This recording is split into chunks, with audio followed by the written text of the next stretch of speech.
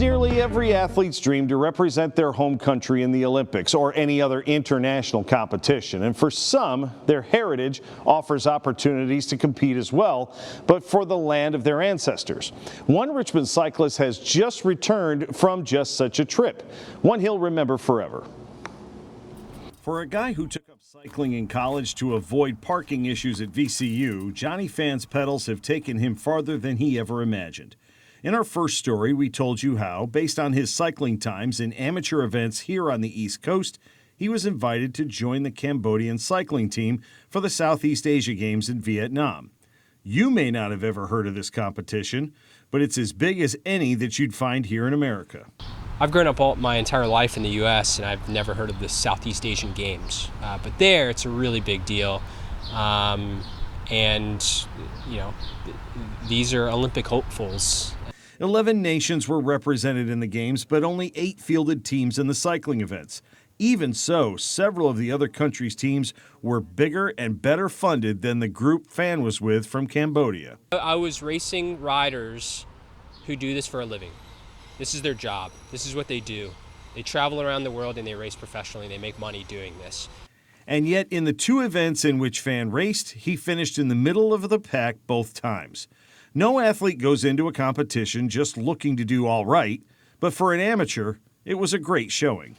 These are seasoned bike racers who do this for a living. And I'm a dad living in Richmond, Virginia, who does this part-time.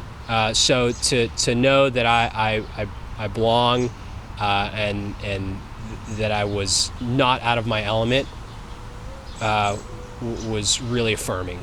Phan's parents did not make the trip to watch their son race. But after having to leave their homeland during the country's civil war in the 1970s, it meant the world to see their son return voluntarily and represent not only their country, but their family in such a positive way. I know that for my family, they were extremely proud. Even if I didn't medal or anything like that, you know, I think my mom was, you know, brought to tears a little bit that I was able to even wear that jersey and honor my family like that. So I think it's hard for them to think about that time in their life because of how painful it was. But I just want for them to just have a little bit of joy when they think about it. And if a bike race can bring that to them, cool.